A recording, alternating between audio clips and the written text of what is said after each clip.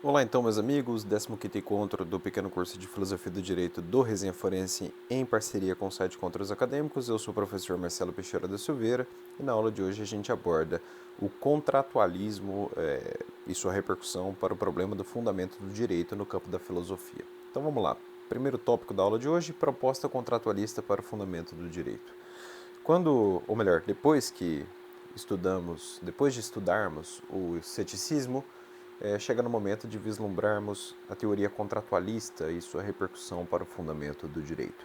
Essa aula aqui de hoje é baseada na obra Fundamentos do Direito, do professor Miguel Reale. Salvo melhor juízo, foi a obra que o colocou na USP, né? Na época havia seleção por trabalhos, e esse foi o trabalho que o Miguel Reale apresentou para ser professor na USP.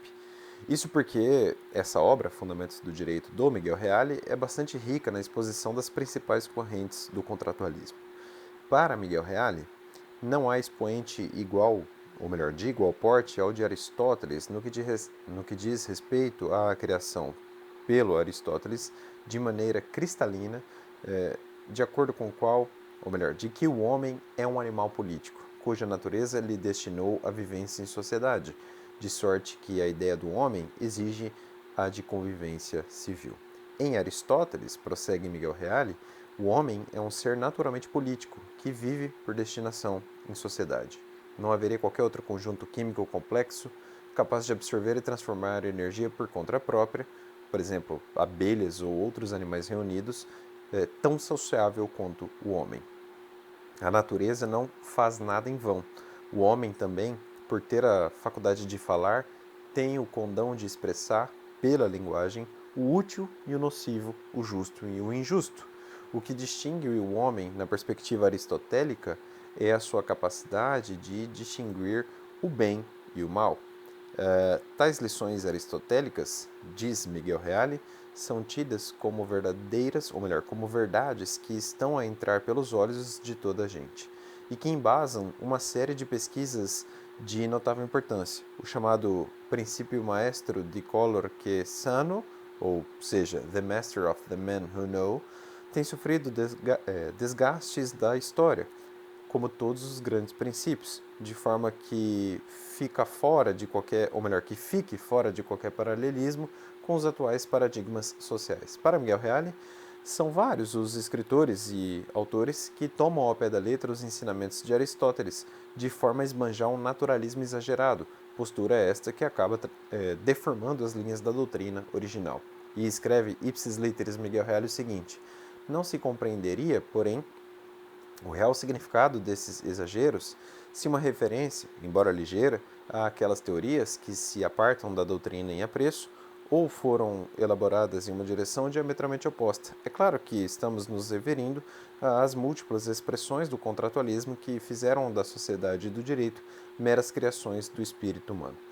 Formas de contratualismo, segundo o tópico aí da aula de hoje. O Miguel Reale adverte que é nessa obra aí, ou melhor, que não é nessa obra, né, justamente o contrário, não é na obra Fundamentos do Direito, que ele fará uma apreciação das primeiríssimas formas de contratualismo, o que remontaria a uma análise de correntes do pensamento do mundo helênico, dirigindo o autor, para tanto, às suas atualidades de um mundo jurídico, horizontes do direito e também, horizontes do direito e da história e também a filosofia do direito, né? 3 outras obras do próprio Miguel Reale. Basicamente, o contratualismo se caracteriza pelo intuito de explicar a sociedade e o direito partindo de um homem concebido como anterior à organização da convivência social do homem em estado de natureza, né, como vocês notam na literatura filosófica por aí. O que cria o homem natural é a razão, o qual tem qualidades e tendências com variáveis facetas, ora como um lobo de outros homens, em geral desligado de laços de interdependência, um ser essencialmente autárquico. A sociedade humana, constituída de homens naturais, se forma por um contrato, criação humana que pode, ao depois, ser desfeita ou alterada por um ato incondicionado. Pelo contratualismo, pode-se chegar a um leque de conclusões, e isto justamente porque a sociedade se assenta sobre um arbítrio humano. Desse modo, a teoria foi útil aos mais variados fins, ora a serviço dos governantes, ora em prol da monárquica e ora a favor da causa republicana, ora como explicação da gênese da sociedade e do direito, ora como simples método de estudo de uma ordem social transformada por homens livres. Mas o mais certo a esta altura, diz Miguel Reale, é compreender o contratualismo sem o calor polêmico dos que visam mais destruir do que compreender. É o contratualismo uma grande manifestação ideológico-sentimental, característica esta que não pode ser deixada de lado para a compreensão mais exata das afirmações dos contratualistas. Foi com vistas ao sistema geral da cultura que foram se formando as teses de Locke e de Rousseau, os quais lograram repercussão, representando conjuntos admiráveis de ideias, força, de grande sucesso no plano da ação política. O contratualismo deve ser compreendido ao seu tempo, e não lançado à luz de situações peculiares ao nosso tempo. Então, uma coisa é o estudo do valor histórico das doutrinas contratualistas, sendo outra postura de se analisar a procedência de maneira absoluta como sistemas universais de explicação da realidade social, ou seja, a consideração de ser valor lógico para a interpretação dos acontecimentos sociais e da natureza humana. Nessa altura do texto, Miguel Reale avisa que fará o estudo das doutrinas contratualistas segundo 3 pontos de vista. Primeiro, o da extensão e força dos contratos. Segundo, o da sua historicidade. E terceiro, o da índole natural dos indivíduos contratantes. Primeiramente, é preciso diferenciar o contratualismo segundo a força do contrato em, primeiro, contratualismo de governo ou contratualismo moderado, e segundo, contratualismo de sociedade ou contratualismo institucional.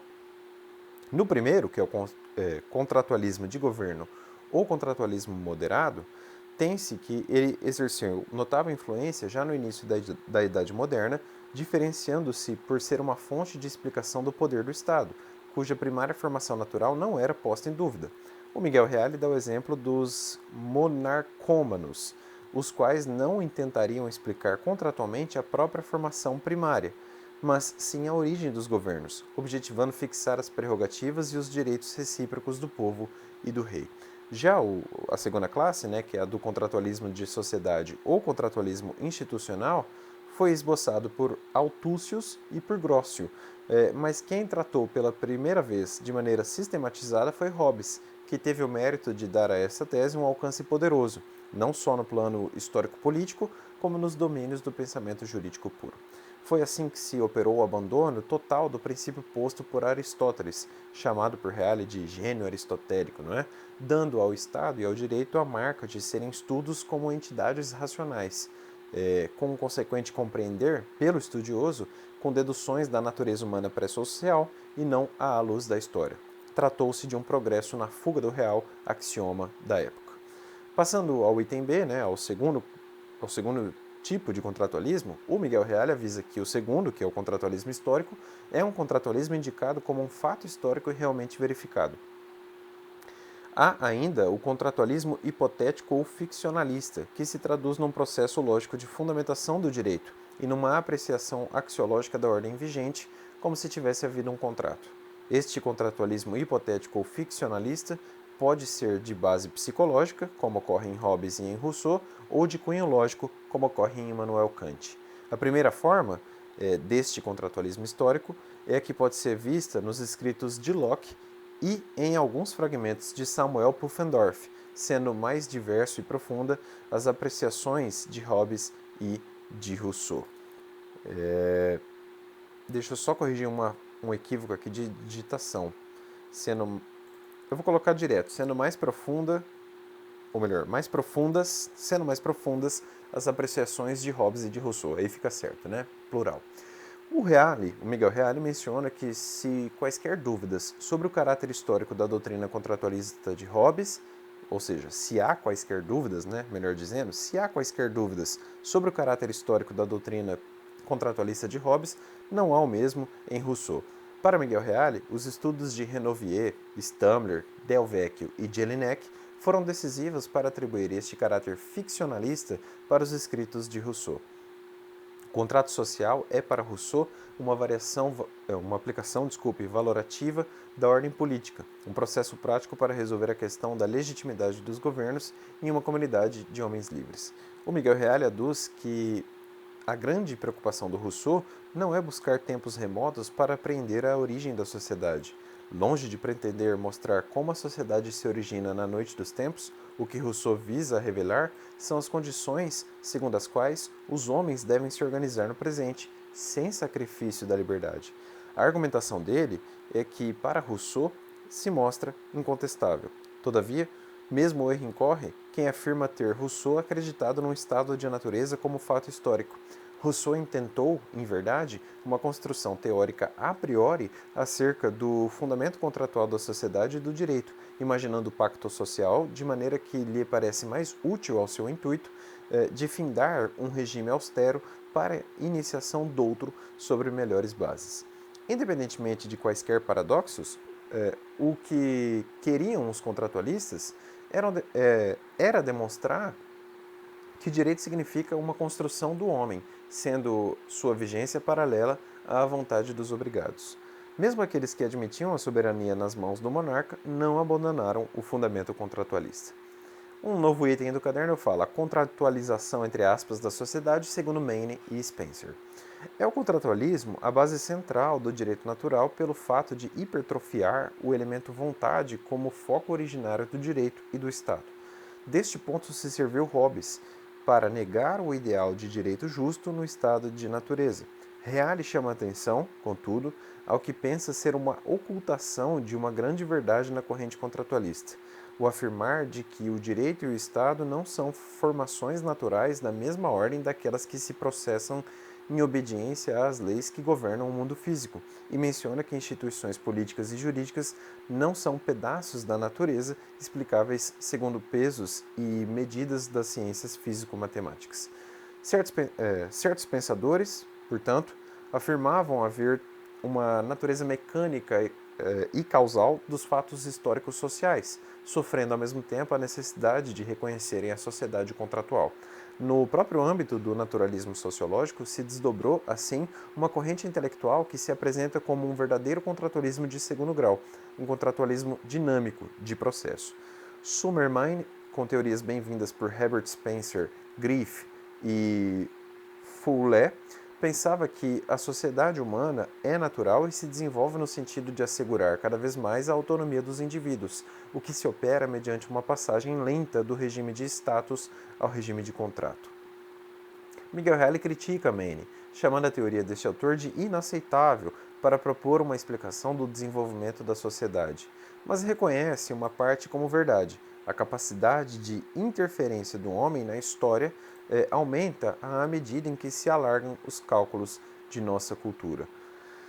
O Miguel Reale passa então a analisar o Spencer, aduz o princípio de Spencer, o da contratualização da sociedade, que se justapõe com outro princípio de ordem geral, com a seguinte regra: são as condições dadas e não as intenções conscientes que determinam a forma política. Miguel Reale cita Harald Hofding, o qual entendia, do verbo entender, entendia ser esta regra válida apenas para os tempos primitivos.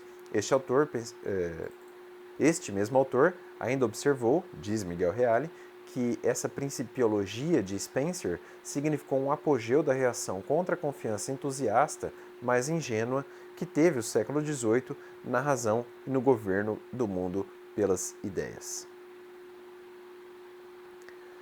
Deixa eu só conferir uma coisa. Ok. O neocontratualismo, novo item do caderno. O neocontratualismo de Bierling, ou Bierling, não sei como pronuncia, acho que é Bierling. Neste capítulo, Miguel Reale propõe demonstrar a solução encontrada pelos sociólogos que não se contentaram com a tese spenceriana. A doutrina de Bierling, conhecida por doutrina do reconhecimento, Anerkennung, pregava, ser a validade do direito em embasamento no consenso tácito ou expresso dos membros da sociedade, ou seja, com a adesão geral às normas declaradas pela autoridade. Para Bierling, impossível é a concepção de um direito sem reconhecimento. Necessita o direito de cumprimento, de princípios a serem imperativamente exigidos, e este reconhecimento deve ser ininterrupto. Os grandes tratadistas trataram de apontar defeitos nessa doutrina de Bierling. Trendelenburg, em meados do século XIX, apontou o perigo que há em se colocar o fato do reconhecimento público em primeira linha, observando que o jurista, por esse caminho, seria necessariamente reconduzido à condenada explicação contratualista do direito e do Estado. Trendelenburg ainda pregava que o reconhecimento externo só poderia ser aceito como uma fundamentação do direito objetivo e legal, mas nunca elencado como elementar no conceito do direito em si, vez que o direito deve valer até mesmo quando não reconhecido. Neste mesmo sentido, avisa Miguel Reale, se manifestou Rosmini, o qual dissera que o direito brilha com esplendor insólito onde e quando violado. Na verdade, a doutrina do reconhecimento por si só não vale nem mesmo para o direito in civitate positum, posto que ela destrói a própria ideia de validade, fazendo-a depender da vontade arbitrária dos súditos, como escreveu expressamente Miguel Reale. Novo item do caderno: autonomia e heteronomia do direito. Ao lado dessa fundamentação sociológica do contratualismo, que a gente acabou de ver, há outra corrente que apresenta o contratualismo como processo técnico de justificação da vontade legal, como construção lógica apta a demonstrar por qual motivo e em que sentido o direito vale. O Miguel Reale começa com Radbruch. Para Miguel Reale, o Radbruch dá esse tom lógico à doutrina do Bierling. E ele cita um longo trecho do Radbruch, citado pelo Reale. O Radbruch diz: para a escola do direito natural, o contrato era, como se sabe, o fundamento de todo o direito, fornecendo a solução do problema básico da filosofia jurídica individualista, isto é, o problema de saber como é possível que o direito, que foi inventado para servir exclusivamente os indivíduos, pode também obrigá-los e vinculá-los ao mesmo tempo. Fundar o Estado com todo o seu poder jurídico soberano sobre a ideia de um contrato celebrado entre seus membros pareceu ser o suficiente para poder apresentar, em última análise, toda a obrigação como auto-obrigação. Julgou-se encontrar, assim, na ideia de contrato social, o meio que permite reconduzir com pleno êxito toda a heteronomia e uma autonomia e, deste modo, resolver todo o direito público no direito privado. Neste teor, seria o contratualismo uma tentativa de resolver a oposição fundamental entre autonomia e heteronomia. O justnaturalismo teria como ideal jurídico a perfeita autonomia. Seria uma aspiração em ver no sujeito, ao mesmo tempo, um legislador e um súdito, o artífice da lei e o servo da lei. Nota-se, tanto em Rousseau como em Kant, um grande paradoxo interno no sistema contratualista, uma justa posição impressionante de elementos autoritários e de elementos liberalistas. Radbruch, diz Miguel Reale, contesta o realizar, pelo viés do contratualismo, da autonomia, já que observa que no simples fato de haver um contrato, há também um elemento heterônomo. Isso é muito interessante, né? Há uma porque o contrato origina uma situação de fato, mas não uma obrigação. Há duas porque o contrato não é uma explicação histórica da gênese social, mas sim um critério de avaliação das atividades políticas. Radbruch declara ser o contrato um critério de valoração que se renova ulteriormente e em todo momento. Em conclusão, a teoria do reconhecimento de Bierling, tanto numa como noutra das interpretações dadas, não é senão uma forma nova e disfarçada das doutrinas contratualistas, e também Hans Kelsen estabelece uma íntima ligação entre a teoria de Bierling e as normas, ou melhor, e as formas do antigo contratualismo, mais uma vez lendo aqui Miguel Reale, né? Próximo item no caderno: o neocantismo e a fundamentação a priori do direito. Não é por mera coincidência, diz Miguel Reale, que os mais profundos intérpretes do contratualismo, como critério de valoração do direito positivo e do Estado, pertencem ao neocantismo ou se ligam diretamente a Kant, como é o caso de Renovier, de Stammler, de Del Vecchio, de Kelsen e de Radbruch. De algum modo, o retorno a Kant pode significar, em partes, um retorno a Rousseau. É que os dois, o Kant e o Rousseau, propuseram encontrar uma explicação para a obrigatoriedade do direito e da ética, resolvendo toda a oposição entre autonomia e heteronomia, reduzindo toda a obediência à lei a uma obediência a si mesmo. Trata-se de uma preocupação de liame muito subjetivo no mundo jurídico, uma busca no recesso do eu aos conceitos do a priori do mundo jurídico, com a consequente não utilização do propósito a partir da experiência histórica como algo externamente posto como um dado naturalístico. Próximo item do caderno: posição de Giorgio Del Vecchio. Para Reale, o Giorgio Del Vecchio é o mais claro expositor da doutrina, segundo o qual só é possível conceber e fundamentar o direito a priori. A forma lógica do direito, para Del Vecchio, não é empírica, sendo isto sim um dado a priori. Até mesmo o senso de justiça seria um conteúdo particular. Em Del Vecchio, o conceito de direito não pode ser técnico-material, mas sim exclusivamente lógico-formal.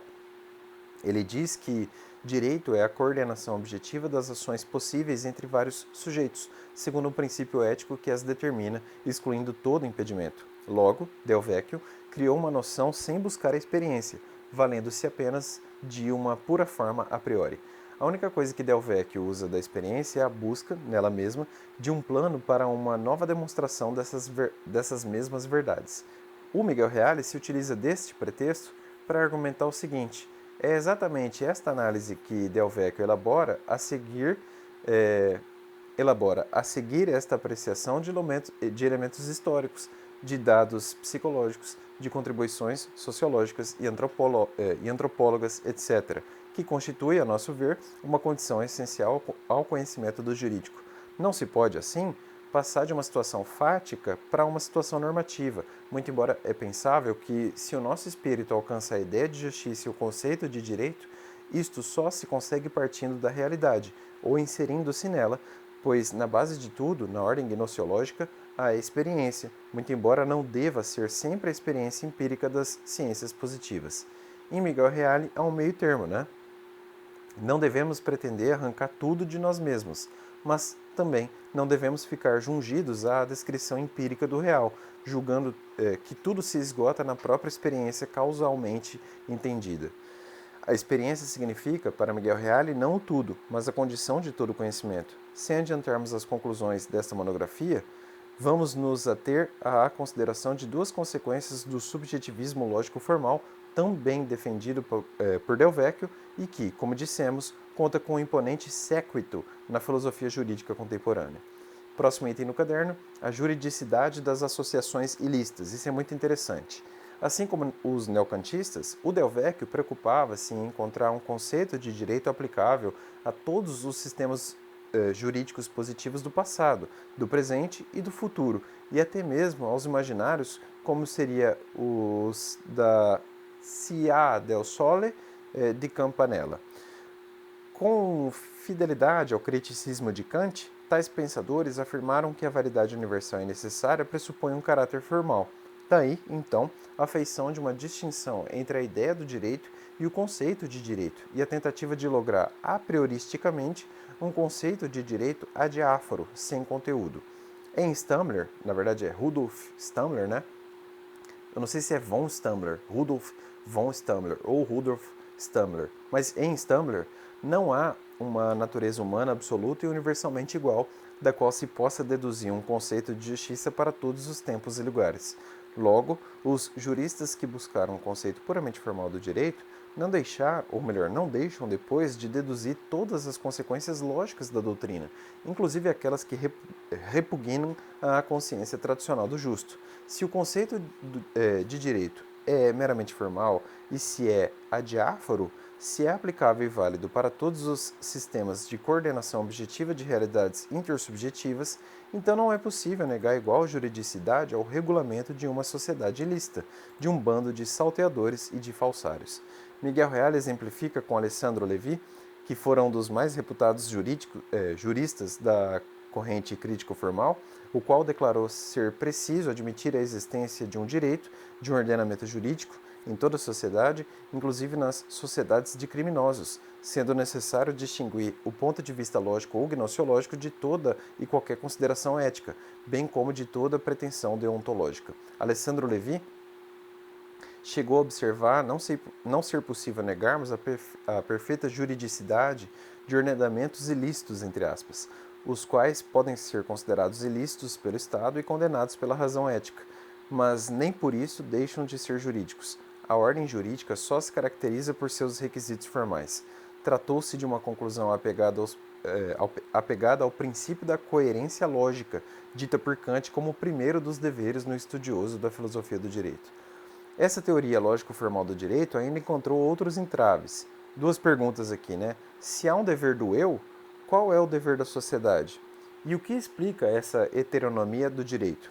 Foi um discípulo do Del Vecchio, Alfredo Poggi, que pretendeu resolver a questão. Para o Alfredo Poggi, o elemento ético e essencial ao vínculo jurídico que não pode prescindir de seu conteúdo deontológico, devendo a ideia do direito ser reconduzida ao único ideal próprio do ser racional, o respeito da dignidade humana. Eis o erro em se buscar o direito ou pelo viés puramente gnoseológico ou pelo viés puramente empírico. Para Alfredo Pogge, o eu põe, além do não eu, a sociedade. É a sociedade exterior uma mera projeção da sociedade já preformada no espírito.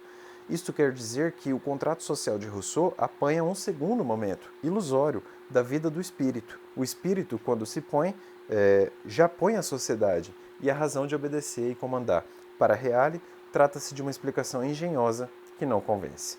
Miguel Reale aduz que o contratualismo justnaturalista e o idealismo subjetivo falham na tentativa de resolver antinomias do direito partindo do homem natural ou do eu puro, sem se referir à ideia do direito, ao ideal que a ordem jurídica integra. Próximo item no caderno, conceito de direito e ideia de justiça, o eu noumenal kantiano em Del Vecchio. Miguel Reale aduz que, ainda durante a obra agora examinada, o leitor terá a oportunidade de verificar a apreciação do autor sobre aspectos fundamentais da axiologia jurídica de nossa época, ou seja, de quando ele escrevia, década de 40, 50 do século XX. Mas pede atenção ao fato de que este movimento axiológico, em todos os seus vértices, originou-se da crítica movida ao formalismo jurídico. Mesmo na parcela idealista, notou-se a importância do estudo do fim ou do valor do direito para a melhor compreensão da natureza do fundamento e da validade do direito, como veremos apreciando a doutrina de Minch, Lask, Mayer, Ravan, etc. O retorno aos estudos do fim do direito como pressuposto basilar da ordem jurídica marcou, se considerar esse ponto de vista, um retorno de Jhering, muito embora tenhamos superado suas colocações puramente empíricas e demasiadamente imprecisas. Mas o mencionado romanista, o Jhering, teve o mérito de lembrar que só o conteúdo do direito nos ensina sua verdadeira utilidade social. E aí Miguel Reale pergunta, esse questionamento acerca do fim ou do valor do direito é estranho aos adeptos daquele idealismo jurídico que reduzem o direito a uma forma, ou melhor, a uma pura forma lógica? Ele começa respondendo o seguinte: já vimos que Del Vecchio não separa de maneira absoluta a ideia de justiça do conceito de direito, só que Del Vecchio, que com tanta penetração discorre sobre o justo e recoloca o famoso brocardo de Cícero, para quem natura hominis repetenda est natura, acaba por lançar o fundamento último do direito no eu puro, no eu noumenal, que é kantiano, em que reside a liberdade, e não na natureza humana compreendida como uma plenitude de suas expressões. Giorgio Del Vecchio ficou fiel a Kant, o qual identificara personalidade e liberdade. O Del Vecchio pregou que apenas a invocação para a subjetividade, a redução do mundo aos termos de uma criatividade individual e de uma emanação do eu, torna possível um fundamento para a moral e para o direito, os dois campos da ética. Tal visão, a de ser o eu como uma espécie de retroprojetor do mundo representado, é o que faz resultar esse caráter absoluto da pessoa, o único princípio que permite a reta e adequada visão do mundo ético. O fundamento do direito está, portanto, nas nascentes do mencionado eu noumenal, sendo que a lei ética brota da própria essência do homem enquanto transcende a natureza em seu sentido físico.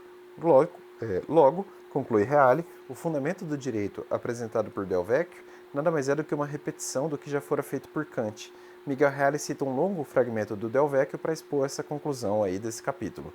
Age não como meio ou veículo das forças da natureza, mas como ser autônomo, com qualidades de princípio e de fim. Aquela ideia de meio e fim, Homem como fim em si mesmo. Mas, não como impelido ou arrastado pelas ordens dos motivos, mas como dominador deles. Não como pertencente ao mundo sensível, mas como partícipe do inteligível. É a clássica divisão, entre o mundo das ideias, do dever ser, e o mundo do ser em Kant. Não como indivíduo empírico, homo phenomenon, determinado por paixões e afetos físicos, mas como eu racional, homo noumenon, independentemente delas. Age, enfim, na condição da pura espontaneidade de tuas determinações, do absoluto e universal de teu ser, e, portanto, pois outra coisa com isto não quer dizer, de tua identidade substancial como ser de todo outro sujeito. Próximo tópico do caderno, na verdade, para encerrar a aula de hoje, eu trago aqui uma taxonomia contratualista, uma divisão bem didática das espécies de contratualismo. E seguindo a obra do Miguel Reale, nós podemos fazer o seguinte, ó, contratualismo lato sensu se desmembra em 4, eu coloquei em 3, mas na verdade é em 4. Aí, ó, eu abri uma chave, né, eu coloquei, primeiro, quanto à natureza do contrato, nós temos 4 subespécies, né, um histórico, que é do Grocio, o psicológico, que é do Rousseau, um ficcionalista-lógico, que é do Kant, e o implícito, que é do Soares. O segundo contratualismo, dentro de contratualismo lato sensu, a segunda divisão é quanto à extensão do contrato. Aí nós temos o contratualismo parcial, pactus subjectionis, e também o contratualismo total, pactus societatis. A terceira espécie é quanto à natureza do homem. Nós temos um contratualismo chamado otimista, por Rousseau, pessimista por Hobbes e realista por Locke, por exemplo. E numa quarta espécie, digamos assim, nós temos o neocontratualismo, entre aspas, dividido num contratualismo, digamos assim, infiere, de Sumerman e Herbert Spencer, e também na teoria do reconhecimento de Bierling, ou Bierling, né? Não sei como pronuncia. Pessoal, esse foi o 15º encontro, eu volto no 16º encontro com notas sobre a Escola do Direito Natural e também sobre a Escola do Direito Racional. Um abraço forte, até mais.